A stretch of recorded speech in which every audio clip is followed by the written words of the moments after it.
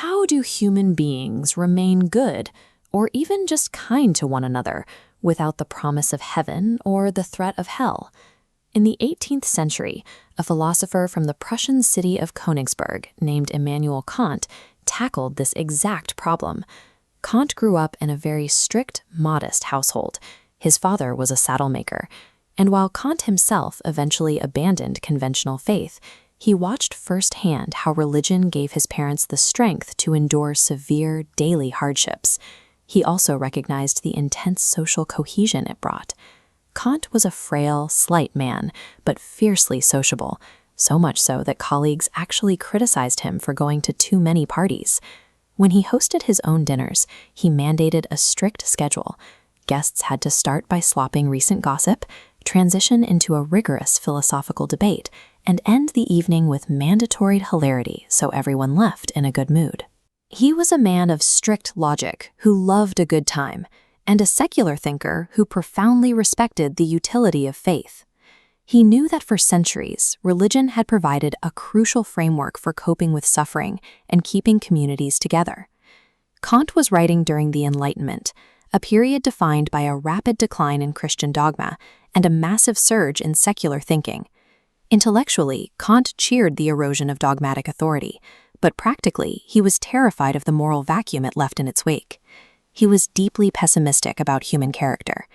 Kant believed that without strict external structures holding us back, human beings are intensely prone to corruption and selfishness. This realization launched his life's work. It was essentially an emergency rescue mission. Kant raced to build a new framework that replaced the authority of God with the authority of pure human intelligence, hoping to secure our moral foundation before our worst instincts tore a newly godless society apart. So, how exactly do you determine right from wrong when there is no longer a holy book dictating the rules? Kant's solution was an ethical tool he called the categorical imperative, an idea first laid out in his densely titled work, Groundwork of the Metaphysics of Morals.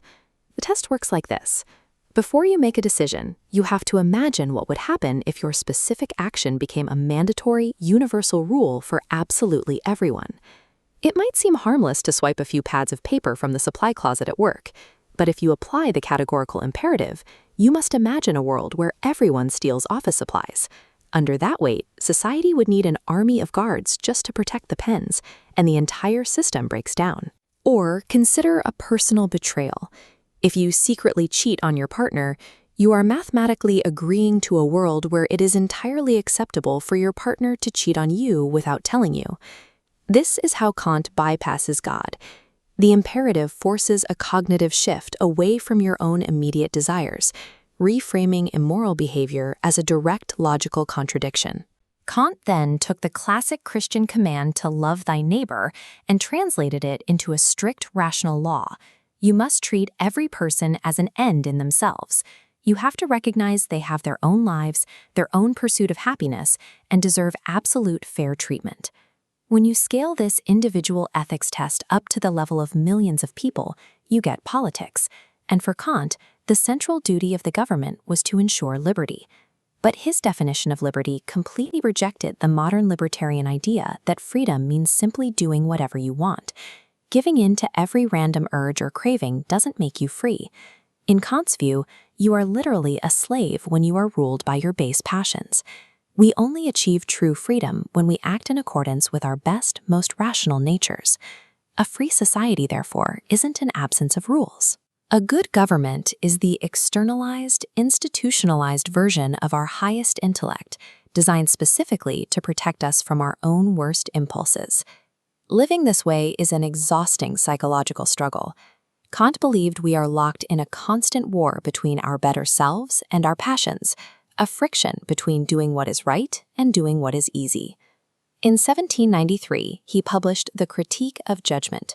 While it deals with art and beauty, Kant considered it the cornerstone of his work because it offers a vital bridge between our cold sense of duty and our messy desire for pleasure. Experiencing the beauty of nature, like watching a swallow gracefully navigate the wind or admiring a blooming rose, delights us in a highly specific way. It brings joy, but it does not ask you for anything, and it doesn't trigger your greed. Kant called this disinterested love. It is a unique state of mind that gently pulls us out of our narrow, selfish concerns without being stern or demanding. And it acts as a universal moral equalizer. The quiet spiritual grounding that a pretty flower provides is exactly the same for a tired farm worker as it is for a learned prince. Human-made art serves as a deliberate extension of that natural beauty. Where religion once used grand cathedrals and stained glass, Kant saw art as the new iconography for a secular society. He believed we needed to keep art continually before us to provide vivid, memorable illustrations of good behavior. It acts as a constant psychological check on our wayward impulses. Kant spent his life looking closely at the machinery of religion. He extracted the psychological comfort and social cohesion it provided, and painstakingly reprogrammed those mechanisms into a framework governed by logic. He demonstrated that we don't require the threat of divine punishment to treat each other with dignity. We simply need the discipline and the structural support to let the most rational parts of our own minds win.